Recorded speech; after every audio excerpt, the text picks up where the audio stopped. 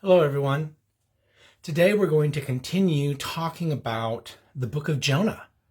On Sunday, during our Facebook Live worship experience at our Facebook page, Holy Trinity Memphis, at 11 a.m. on Sunday, we were talking about the book of Jonah. And I said, go and read the book of Jonah. It's only 4 chapters long. It's a very brief story in the Hebrew Testament. And let's see if there's any wisdom in the book of Jonah that can shed light on our present day circumstances with the pandemic and the worldwide crisis that has happened as a result. And I want to take you to chapter 3. Amazing. Listen to this. So Jonah is in the fish, right? And he gets spit out onto the shore. And Jonah finally goes to Nineveh and does what God says. But Jonah pretty much knows what's going to happen, right? These people aren't going to listen to him. They're not going to pay him any creed and suddenly stop, drop, and roll and ask for forgiveness from God. So he goes into the city and he says, hey, in 40 days, the judgment of the Lord is going to fall down upon you for your wicked ways. And everybody stops, drops, and rolls to ask the Lord for forgiveness and repents earnestly and sincerely and passionately, so much so that the next day, when the king hears about this, he stops, drops, and rolls to repent and beg for forgiveness from God. The entire city is waiting for God. And that's where we come to the end of chapter 3, where these incredible verses say, beginning in verse 9, the king reflects, who knows? God may relent and change God's mind. God may turn from God's fierce anger so that we do not perish.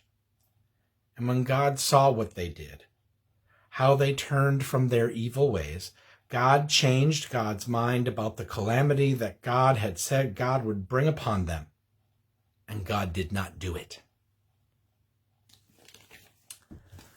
God changed God's mind. There's a theme here already building in the first 3 out of 4 chapters in the book of Jonah. In the first chapter, it was Jonah who refused to change his mind. And in the second chapter, it was the crew on the ship who throws him overboard, who, when the seas suddenly calm after they get him off of the boat to be swallowed by the fish, they believe in the power of God and they fall to their knees and pledge their allegiance to God. They are changed. Their mind is changed, right? And in the belly of the whale, Jonah has this song of thanksgiving where he is pleading and thanking God for the deliverance he has yet to receive. And as a result, God does deliver him out of the belly of that whale.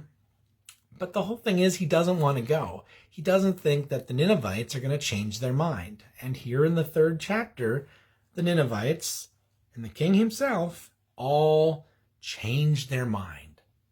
So powerful of an experience this is, that God's own self changes their mind. God changes God's mind and doesn't smite everyone in 40 days, but forgives them and allows them to live into a new life, freed of the burdens and the wickedness that were holding them down and suppressing them in the first place. But Jonah still refuses to change his mind about how he feels about the whole thing.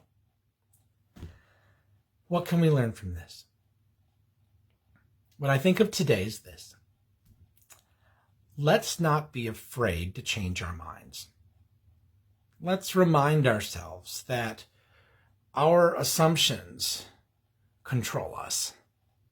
And the freedom we need to live into a new life often needs to be free of the assumptions or the bias that we carry with us.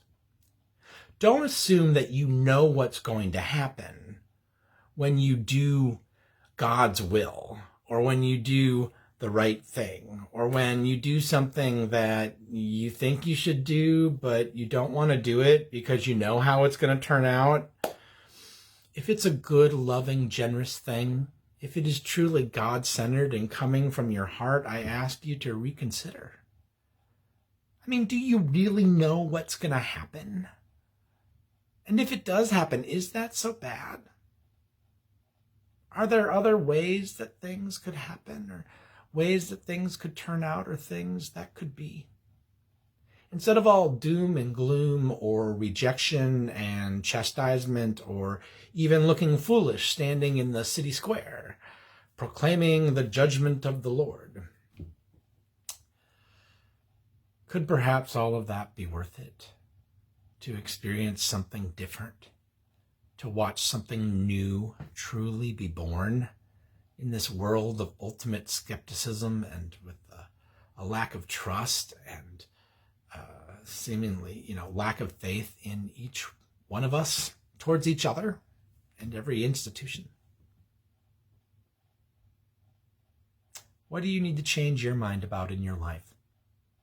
What assumptions do you need to let go of so that you can live more freely into God's call for your life? Because you don't know what's going to happen. That's another theme in the book of Jonah, if you've been watching this series. You just don't know. So, are you ready to act out on God's loving care for all of the world and see what happens? It'll be amazing. My name is Pastor Rob, and this is our 5-minute meditation. Holy Trinity Community Church. Together, we are the difference.